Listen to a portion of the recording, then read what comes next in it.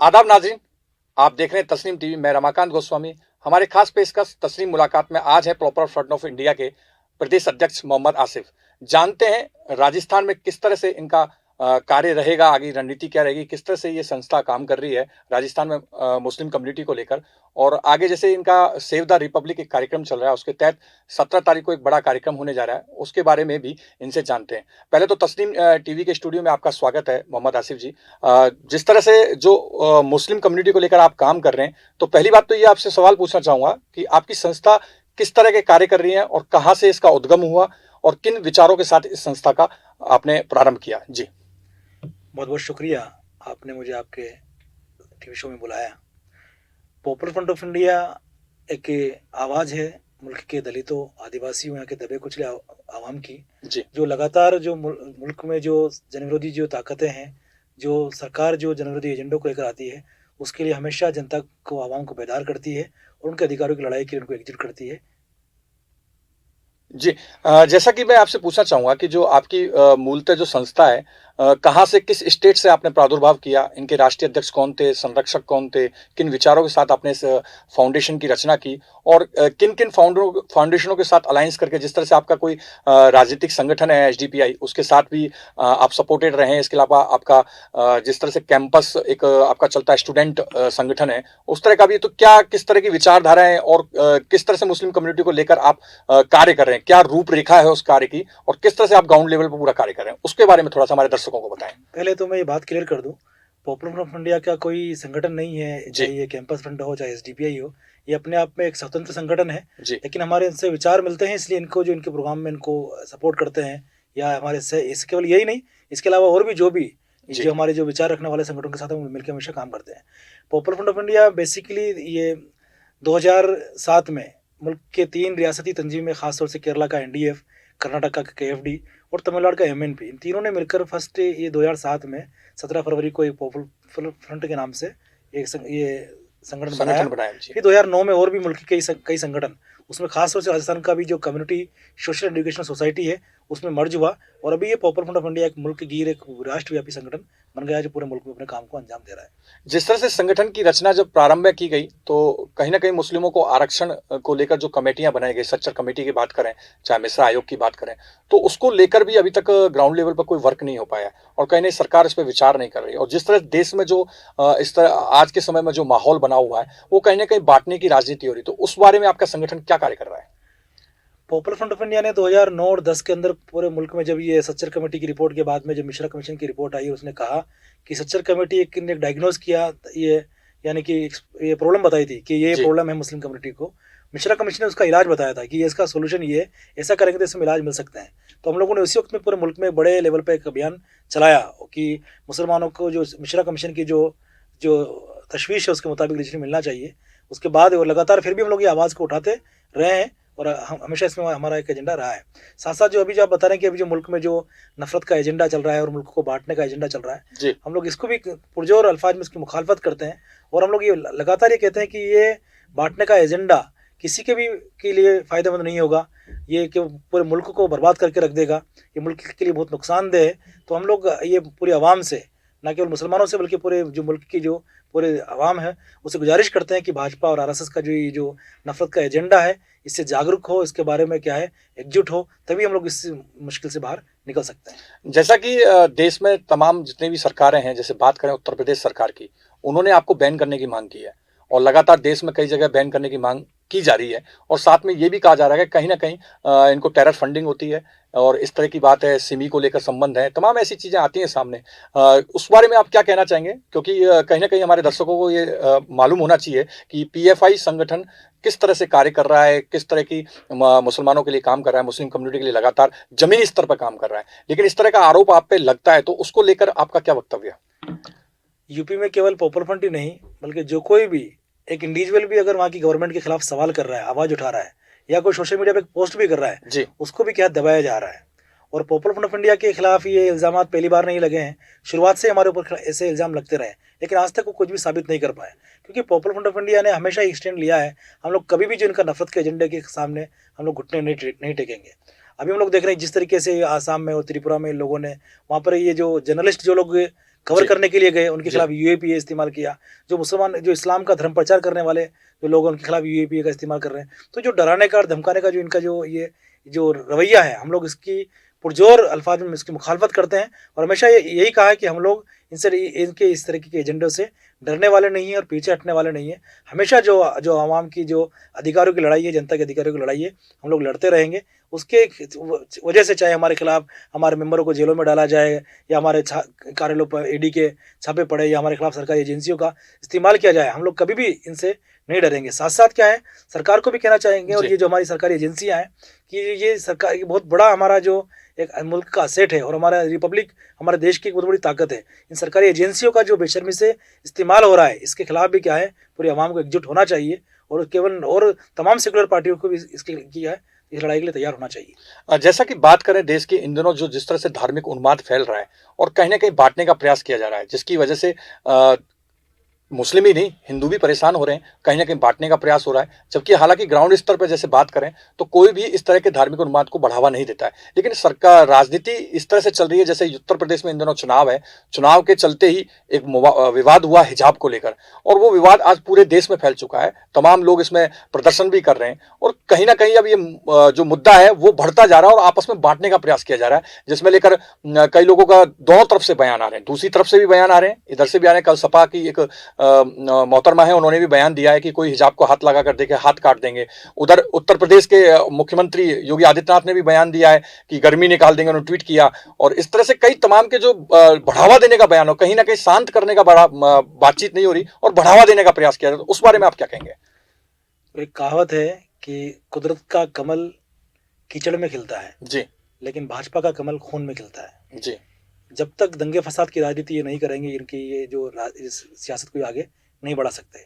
आप लोग देखिए 2014 के चुनाव में जो कितने बड़े बड़े वादे थे, अच्छे दिन में 15 लाख 2 करोड़ नौकरियां और मोदी विकास प्रदेश और गुजरात मॉडल, जी। क्या हुआ 2019 के चुनाव में हम लोगों ने देखा था वो सब चीज़ें क्या है बदल गई थी। वो जी। शमशान कब्रिस्तान अली बजरंगबली, यानी कि क्या है, जिन वादों के साथ जिन एजेंडों के साथ इस सत्ता में आए थे और कुछ भी नहीं किया।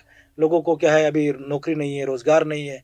जो कोरोना महामारी के दौरान हम लोगों ने देखा यूपी के अंदर गंगा में लाशें बह रही हैं जी। और लोगों को ऑक्सीजन नहीं मिल पा रही है, कुछ भी नहीं है। लेकिन क्या है, चुनाव आते आते वो सारे जो एजेंट जो लोगों की समस्या है एक तरफ करके पूरा हिंदू मुसलमान करके क्या है चुनाव को लड़ा जा रहा है। लेकिन मैं कहता हूँ ये एक वक्त तक हो सकता है, जी। नफरत का एक लिमिट है। एक वक्त तक आप नफरत के सहारे चल सकते हैं, लेकिन एक दिन, और एक दिन मैं समझता हूँ ये एक दिन वो जल्दी आएगा कि देश की आवाम समझेगी, इनके नफरत के जो एजेंडे को समझेगी, उनके नफरत के खिलाफ देश को हम लोग जागरूक करने के लिए कोशिश कर रहे हैं। उस कोशिश को हम लोग और आगे बढ़ाएंगे। जैसा कि इस्लामिक मान्यताओं के अनुसार हिजाब का जो मामला है उसके बारे में हमारे दर्शकों को बताएं, किस तरह से इस्लाम में हिजाब को मान्यता है और आज से नहीं सदियों से जो मुस्लिम महिला हैं वो हिजाब का प्रयोग कर रही हैं, बुर्के का प्रयोग कर रही हैं और पहले भी कई बार छात्र इसका प्रयोग करते हैं, हिजाब पहनते हैं। लेकिन आज ही क्यों, चुनाव से पहले ही क्यों इसको लेकर बवाल हुआ? और वो ये सबसे ज्यादा एक सोशल मीडिया की रिपोर्ट है, उसमें सबसे ज्यादा हिजाब शब्द को लेकर सोशल मीडिया पर सर्च किया गया है, वो उत्तर प्रदेश में किया गया है। तो कहीं ना कहीं ये वोटों का पोलराइजेशन नहीं हो रहा?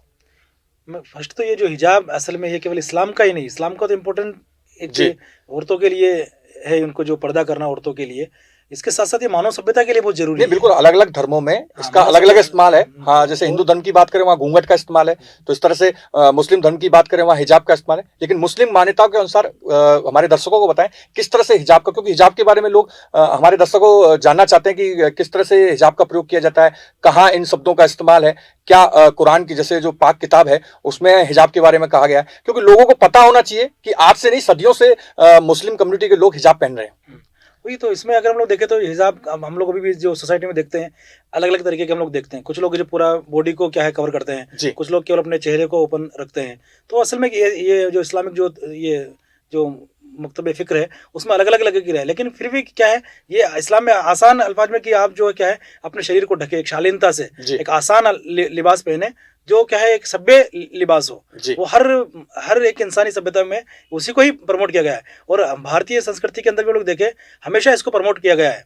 और अगर हम लोग देखें अगर ये जो वेदी सभ्यता की जो बात कर रहे हैं, उस एक ज़माने में क्या है इंडिया के अंदर ये जो था वो लोगों को नंगापन था, यानी कि ये जो खजुराहो में हम लोगों को देखने जी। को मिलता है, यानी कि एक जो मनुवाद है, तो ऐसा लगता है कि ऐसा एक कल्चर वो लोग आकर मुल्क में रिपीट करना चाहते हैं। जो लोग एक महिला को केवल भोग विलास की वस्तु समझते हैं, उसके अंग प्रदर्शन को क्या है कि ये मॉडर्नाइज समझते हैं, वही लोग ऐसा बात करें कि औरत औरत का क्या है, ये हिजाब की जरूरत नहीं है। वरना क्या है, हर जमाने में क्या है, औरत को क्या है कि ये शालीनता के साथ में और एक पर्दे के साथ में ही क्या है, उसको एक रिस्पेक्ट मिली है, इज्जत मिली है। आज भी हम लोग देख सकते हैं क्या उसी को ही लोग प्रमोट करते हैं, लेकिन जो लोग हमेशा इसको क्या है कि केवल उपयोग की वस्तु समझते हैं, उसी लोग वही लोग ऐसे बात करते हैं। और खासतौर से जो मौजूदा वक्त में तो ये पूरी तरीके से आपने कहा, ये जी। एक चुनावी एजेंडा है और वोटों को पोलराइज करने के लिए जा रहा है। एक ही कॉलेज के अंदर जो बच्चे कल तक क्या है भाई बहन की तरह साथ रहते थे, एक साथ बैठकर टिफिन खाते थे, एक दूसरे को सपोर्ट करते थे, वो लोग एक 3 दिन के अंदर उनको दुश्मन बना दिया।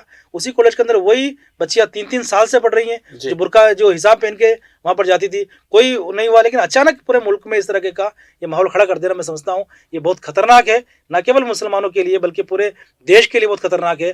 फ्यूचर में इसको क्या है, ये बहुत बड़ा नुकसान हम लोगों को देखने को मिलेंगे। इसलिए मैं एक बार फिर आपके दर्शकों की टीवी के जरिए आपके दर्शकों से ये गुजारिश करता हूँ कि इनको समझे और हम लोगों को वक्त पर इसको समझना चाहिए और इनकी जो नफरत का एजेंडा है उसके खिलाफ खड़ा होना चाहिए।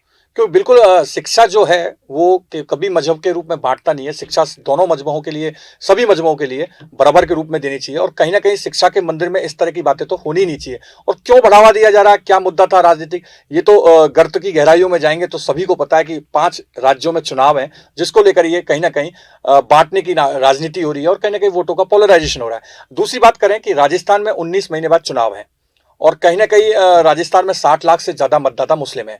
और मुस्लिम की जो वस्तुस्थिति देखी जाए मुस्लिम कम्युनिटी को लेकर, कहीं ना कहीं शिक्षा, सुरक्षा और जो अर्थव्यवस्था को लेकर और दूसरी चीज सुरक्षाओं को लेकर भी, और काफी चीज देखा जाए कि गरीब तबके के लोग ज्यादा हैं मुस्लिम कम्युनिटी में, उसको लेकर वर्क नहीं हो रहा। ना तो शिक्षा को लेकर मूलभूत, हाँ शिक्षा के लिए बात तो करते हैं तमाम संगठन की, शिक्षा पहुंचनी चाहिए, शिक्षा जरूरी होनी चाहिए, लेकिन उस लेवल तक नहीं पहुंच पा रही है, लोग जागरूक नहीं हो पा रहे हैं। उसके लिए आपकी संस्था या राजस्थान में क्या कर रही है? पॉपुलर फ्रंट ऑफ इंडिया का एजुकेशन के मैदान में 3 अहम प्रोजेक्ट है जी। एक हमारा स्कूल चलो प्रोग्राम, जिसमें हम जो गरीब जो बच्चों को प्राइमरी एजुकेशन के लिए प्रमोट करते हैं और उनको क्या है स्कूल में इन्वॉल्व करते हैं उनको, और भी उसमें जो हमारा ये आरटी एजुकेशन है उसके तहत उनको एडमिशन दिलाते हैं, और भी बहुत सारे प्रोग्राम चलते हैं। उसके अलावा है हमारा स्कॉलरशिप प्रोग्राम हायर एजुकेशन के लिए। पॉपुलर फ्रंट ऑफ इंडिया हर साल कुछ सेलेक्टेड बच्चों को क्या है स्कॉलरशिप मुहैया कराती है। उसके अलावा कुछ हम लोग एक टारगेट बेस्ड बना के जो कच्ची बस्तियों में हमारा एसएसजी प्रोग्राम है, जी। सर्व शिक्षा ग्राम, ऐसे एसएसजी प्रोग्राम हम लोगों ने कई जगह शुरू किए हैं। ये 3 बड़े प्रोजेक्ट हैं। इसके अलावा भी वक्त वक्त पर बहुत सारे हमारे कैरियर गाइडेंस और के प्रोग्राम, अवेयरनेस प्रोग्राम भी हम लोग वक्त वक्त पर करते रहते हैं। आने वाले वक्त में और केवल हम भी और केवल पॉपुलर फ्रंट ये करता है, उसके साथ बहुत सारे जो संगठन हैं उनके साथ भी एजुकेशन के बहुत सारे प्रोग्रामों को चलाने के लिए हमारा मंसूबा है फ्यूचर में। अब और आने वाले वक्त में इसके बारे में और भी काम करने का जी मंसूबा बिल्कुल, है। जैसा कि मैंने आपको कहा था कि राजस्थान में 19 महीने बाद चुनाव है, तो चुनावों को लेकर अगर पॉपुलर फ्रंट ऑफ इंडिया के राजस्थान सदर होने के नाते आपसे पूछा जाए कि आप किस पार्टी को सपोर्ट करेंगे या किस तरह की आपकी रणनीति रहेगी, और कहीं ना कहीं क्योंकि जिस तरह से मुस्लिम को कम्युनिटी को कहीं ना कहीं वोट बैंक की तरह हर बार इस्तेमाल किया जाता है। आज राजस्थान की बात करें तो काफी मुस्लिम एमएलए हैं, लेकिन मूलभूत तरीके से सुविधाएं अभी तक आज तक नहीं हो पाई। हर चुनाव में वही विकास की बातें होती हैं, वही शिक्षा की बातें होती हैं, वही चिकित्सा की बातें होती हैं, वही उन्हीं बातों को लेकर हम काफी समय से सुनते आ रहे हैं, लेकिन आज तक वो ग्राउंड लेवल पर नहीं पहुंच पाया है। तो क्या हर बार मुसलमान सिर्फ वोट बैंक के रूप में इस्तेमाल होता रहेगा, या इस बार भी कोई अलग एजेंडे के साथ में या अलग किसी पार्टी के साथ अलायंस करके, या आप किस तरह से इस पर पूरी रणनीति रहेगी आप लोगों की? पॉपुलर फ्रंट ऑफ इंडिया का हमेशा एक सियासी जो मकसद रहा है कि हम लोग कैसे भी करके इस मुल्क में जो फिस्ताई जो ताकतें हैं, खासतौर से जो भाजपा और आरएसएस, उनको सत्ता में आने से रोकना हमारा फर्स्ट प्रायोरिटी रहा है। लेकिन मैं समझता हूँ ये जो तमाम सेकुलर पार्टियां हैं मुसलमानों के इसी रवैये का गलत इस्तेमाल भी करती रही हैं कि मुसलमानों को बीजेपी या आरएसएस से डरा कर ये मुसलमान लगातार वोट करता रहेगा। लेकिन अभी जो मौजूदा हालात में लोग देख रहे हैं ये ज़्यादा दिन चलने वाला नहीं है। इसलिए हम तमाम सेकुलर पार्टियों से भी गुजारिश करते हैं, उनसे भी हमारा हमारा मांग है कि वो वक्त पर जो जो असल में क्या है एक सेकुलर पार्टी होने का जो जिम्मेदारी निभाए। जी। ऐसा नहीं कि केवल ये अपने एजेंडे को पूरा करने के लिए चुनाव के पहले कुछ और बात करें और चुनाव के बाद उनके ऊपर काम नहीं हो। खासतौर से राजस्थान के बारे में लोग बात कर रहे हैं तो जिन जो जो चीज़ें खासतौर से राजस्थान के अंदर सबसे बड़ा मसला अगर मैं समझता हूँ तो पैरा टीचर्स का मसला है। जी कि बिल्कुल। जो सरकार ने बहुत बड़ा वादा किया था कि हम लोग उनको नियमित करेंगे, लेकिन सरकार उसके ऊपर कुछ नहीं कर रही है। राजस्थान के औकाफ प्रॉपर्टीज़ को हम लोग उनके हालात देख सकते हैं, उनके बारे में उनका रवैया देख सकते हैं। मुस्लिम बहुल क्षेत्रों के अंदर जो एजुकेशन के जो हालात हैं, मुस्लिम बहुल क्षेत्रों में जो ये चिकित्सा व्यवस्था है, वहाँ की साफ सफाई व्यवस्था है, उसके बारे में एक सरकार का जो उदासीन रवैया है, ये लोगों को वाकई एक सोचने के लिए मजबूर कर रहा है। और हम लोग कह रहे हैं राजस्थान के अंदर अभी तक जो ये हर 5 साल में जो सरकार बदलने का जिनको एक वो ट्रेंड हो सकता है आने वाले चुनाव के अंदर वो मौका देखने को नहीं मिले, एक तीसरी ताकत मुल्क राजस्थान के अंदर खड़ी हो सकती है। इसलिए हमको एक अच्छा एक विकल्प राजस्थान के अंदर क्या है ढूंढना चाहिए, और जो जी जो इनको इस सियासत से हम लोग राजस्थान को निकाल सके। जी बिल्कुल। जैसा कि जयपुर की बात करें तो जयपुर में 4 लाख से ज़्यादा मतदाता हैं। 5 सीट जिसमें बात करते हैं सिविल लाइन्स में 50,000 से ज़्यादा मुस्लिम मतदाता हैं। आदर्श नगर की बात करें, किशनपोल की बात करें, हवा महल की बात करें, बगरू विधानसभा की बात करें, सभी विधानसभा क्षेत्रों में हालात आपको बेहतर पता होगा कि ना तो शिक्षा की तमाम व्यवस्था है, ना ये इंग्लिश मीडियम स्कूल खुला पाए जो विधायक जीत कर आए, ना शिक्षा को लेकर जागरूक कर पाए, ना जो मूलभूत आवश्यकताएं आज भी वही गलियों के हालात हैं, वही वार्डों के हालात हैं, वही सीवर टैंक खुले हुए हैं, तमाम व्यवस्थाएं जमीनी स्तर पर नहीं पहुंच पाई। अभी रिसेंटली आदर्श नगर विधानसभा क्षेत्र में एक इस मुस्लिम कॉलेज को लेकर, आंगरान कॉलेज था, उसको लेकर भी विवाद है। उनको जमीन अलॉट नहीं हो पा रही थी, मान्यता रद्द हो रही थी, स्कूल बंद करना पड़ रहा था। और कहीं ना कहीं मुस्लिम जो कम्युनिटी की लड़कियां हैं उनको कहीं ना कहीं कॉलेज ड्रॉप आउट की पोजीशन आ जाती है, क्योंकि जो कॉलेज उनके क्षेत्र में ही नहीं है, दूसरे क्षेत्र में वो जाना नहीं चाहते। तो इसको लेकर क्या क्या होना चाहिए और किस तरह से ग्राउंड लेवल पर वर्क होना चाहिए, और किस तरह से आप एक तरह से जो राजनीतिक पार्टियां भी चुनकर आई हुई है कांग्रेस, उसको क्या आप संदेश देना चाहेंगे? वही जो समस्या आपने बोली है, सरकार की जिम्मेदारी है, और सरकार के जो नुमाइंदे जो इन इलाकों से जीत कर आए हैं कि उन समस्याओं का समाधान करें। वरना हम लोग जो मैंने पहले बताया कि अब ऐसा नहीं रहेगा कि आप बीजेपी के डर से केवल मुसलमानों को वोट को ले लेंगे। आने वाला जो चुनाव है ये जी बहुत बदला हुआ चुनाव होगा, और एक तीसरा विकल्प देने वाला चुनाव होगा। इसलिए सरकार की जिम्मेदारी है कि जो जो जो समस्याएं हैं, चाहे वो सड़क की हो, चाहे शिक्षा की हो, जी चाहे चिकित्सा की हो, चाहे पानी की हो, इनके ऊपर जो जनता की समस्याओं को समाधान करे। वरना जनता समझ रही है और आने वाले चुनाव में इसका जवाब देने के लिए तैयार भी है। जैसा कि 17 तारीख को आप कार्यक्रम करने वाले हैं यूनिटी मार्च के रूप में, और साथ ही एक 26 जनवरी से आप एक कार्यक्रम आपने एक मुहिम चालू की है, सेव द रिपब्लिक। उसके बारे में भी हमारे दर्शकों को बताएं किस तरह की ये पूरी मुहिम है सेव द रिपब्लिक, और किस तरह से आप इसमें लोगों को अवेयर करेंगे। जैसा कि मुहिम के बारे में पता लगा है, हमारे संवाददाताओं ने भी आपसे बात की उस संदर्भ में, और आपने एक पब्लिक मीटिंग भी रखी थी सभी तंजीमों के साथ में। तो उसमें आप जितने भी फ्रीडम फाइटर्स हैं, मुस्लिम फ्रीडम फाइटर्स हैं, जो राजस्थान है, राजस्थान नहीं अपितु अन्य राज्यों में भी है, उनको उनके ऊपर आप एक पूरा बुक रिसर्च करके लोगों को बताने की कोशिश कर रहे हैं कि हमारे यहाँ फ्रीडम फाइटर्स थे और मुसलमानों का कहीं ना कहीं देश की आज़ादी में भी एक योगदान रहा है। तो उस बारे में हमारे दर्शकों को बताएं किस तरह का यह पूरा कार्यक्रम है आपका। ये जो 2022 है, हमारी आज़ादी का 75 साल पूरे होने का साल है। जी जब हमारा देश आज़ादी के 75 साल मुकम्मल कर रहा है, उस वक्त हम लोग देख रहे हैं कि हमारे देश के अंदर जो आज़ादी खत्म होती जा रही है। जी जो देश, जो संविधान ने जो अधिकार दिए, वो अधिकार खत्म होते जा रहे हैं। यानी कि हमारा जो रिपब्लिक है, वो रिपब्लिक जो हमारा गणतंत्र है, वो खतरे में है। जी इसलिए पॉपुलर फ्रंट ऑफ इंडिया ने इस साल 26 जनवरी से लेकर 15 अगस्त 2022 तक एक सेव द रिपब्लिक, गणतंत्र बचाओ मुहिम का आगाज़ किया है, की शुरुआत कन्याकुमारी से 26 जनवरी को हुई। राजस्थान में जयपुर में एक प्रोग्राम से इसकी शुरुआत हुई। ये पूरा एक बड़ा एक पॉपुलर फ्रंट ऑफ इंडिया के इतिहास में इतना बड़ा फर्स्ट एक ये हमारा अभियान होगा। इस अभियान के तहत हम लोग जो देख रहे हैं, जो मुल्क को जो थ्रेट हैं कि जिस तरीके से जो ये अधिकारों को के ऊपर हमले हो रहे हैं, और जो मुल्क के अंदर जो संवैधानिक जी अधिकारों के साथ छेड़छाड़ की जा रही है, इवन संविधान ना को ही बदलने के लिए कोशिश की जा रही है, बल्कि एक बड़े पैमाने पर मुसलमानों को जो कत्लेआम की धमकियां खुलेआम धर्म संसद लगा कर दी जा रही है। जी बिल्कुल। तो इसे एक हमने कहा कि और मुसलमानों का जो रोल यहाँ की आज़ादी की लड़ाई में रहा है, उसको ख़त्म किया जा रहा है, बल्कि क्या है एक नेगेटिव अंदाज में उसको क्या है पेश किया जा रहा है। स्कूल के सिलेबसों से उनको ख़त्म किया जा रहा है, कॉलेज से उनकी हिस्ट्री जो बुक से उनसे उनको हटाया जा रहा है। इसलिए हम लोगों ने तय किया, हम लोग जो मुसलमानों ने इस देश की आज़ादी में एक बड़े पैमाने पर जो कुर्बानियाँ दी है, एक बहुत बड़ा जो योगदान उनका रहा है, उसको मंजर आम पर लाया जाए। उसके लिए आने वाले तकरीबन 6-7 महीने के अंदर अलग अलग तरह के बहुत सारे वेरियस प्रोग्राम हम लोग चलाएंगे, जिसमें गांव लेवल तक के प्रोग्रामों को हम लोग क्या है डिजाइन किया है। उसका मकसद यही है कि लोगों को क्या है इसके बारे में जागरूक करें, और इसका मकसद ये भी है कि जिस तरीके से हम लोगों को ये भी जागरूक करें